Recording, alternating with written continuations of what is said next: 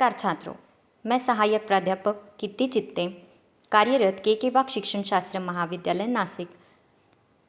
छात्रों, हिंदी की अध्यापन पद्धतियाँ बहुत सारी होती हैं। इनमें गद्य के लिए अलग होती है, पद्य के लिए अलग होती है, रचना के लिए अलग होती है।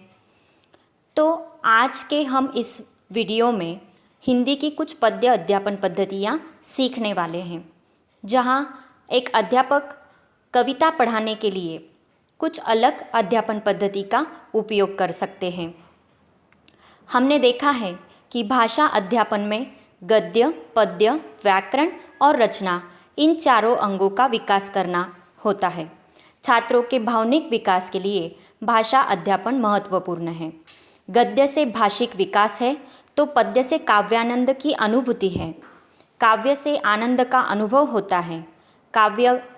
काव्य की आचार्य विश्वनाथ जी की एक परिभाषा इसका प्रमाण है कि वाक्य रसात्मकम काव्यम। इसलिए कविता साहित्य का महत्वपूर्ण अंग होने के कारण पाठ्यक्रम में इसका एक अलग ही स्थान है।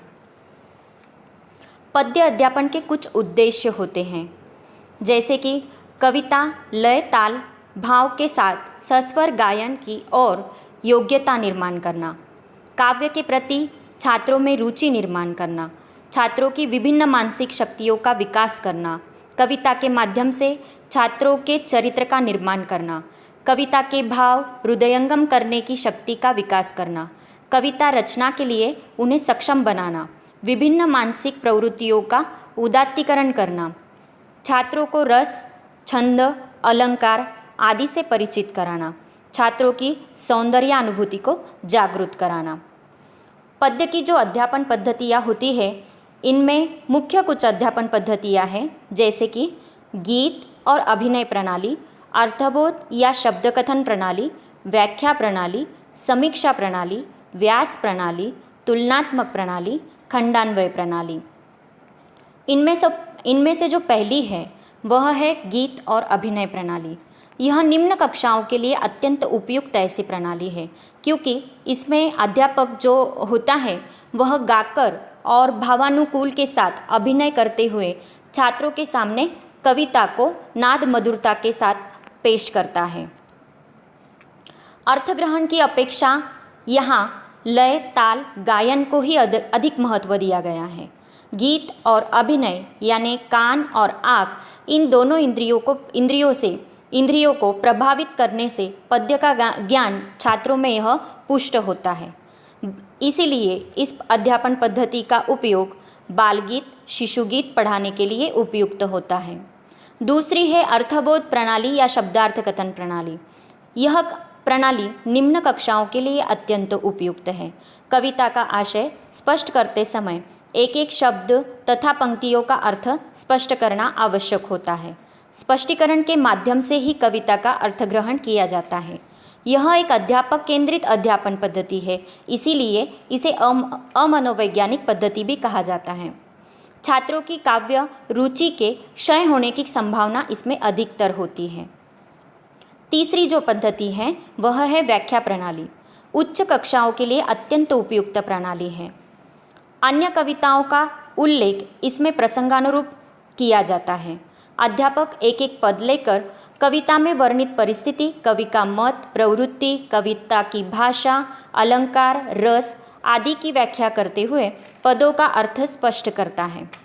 अध्यापक एक एक चरण का स्पष्टीकरण करते समय उसमें नए संबोध, शब्द, उदाहरण, संदर्भ आदि का स्पष्टीकरण करते हैं। इस प्रणाली में अध्यापक कविता करते समय कविता के चरणों को लेकर कविता का उद्देश्य, अर्थ, प्रसंग, रचना, शैली आदि का स्वयं विवेचन करते हैं। अन्य कविताओं का उल्लेख प्रसंगानुरूप किया जाता है। अगली जो है वह है समीक्षा प्रणाली। यह प्रणाली भी निम्न कक्षाओं के छात्रों के लिए अत्यंत उपयुक्त मानी जाती है। इसमें कविता की आलोचना की जाती है। समीक्षा प्रणाली का हेतु जो होता है वह छात्रों के मानसिक विकास करने के लिए ज़्यादा महत्वपूर्ण होता है, क्योंकि इसमें भाव पक्ष और तुलना पक्ष के शक्ति स्थल का तथा कमियों का मूल्यांकन छात्रों द्वारा ही किया जाता है, इसलिए छात्रों का मानसिक विकास यहाँ ज़्यादा होता है।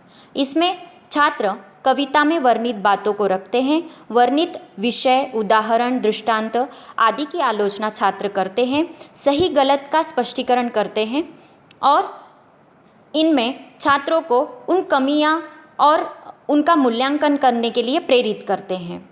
इसीलिए निम्न कक्षा तथा उच्च कक्षा दोनों के लिए उपयुक्त है, लेकिन वय के अनुसार, आयु के अनुसार उच्च कक्षाओं के लिए मानसिक विकास ज़्यादा होता है, इसलिए उच्च कक्षाओं के लिए अधिकतर उपयुक्त होती है। आगे है व्यास प्रणाली।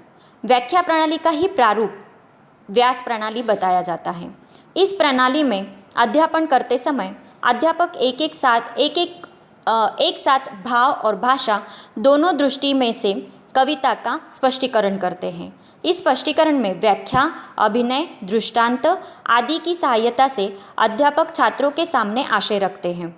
भावात्मक कविता के अध्यापन विशेष रूप से उपयुक्त है। छात्र की विस्तार से व्याख्या होती है।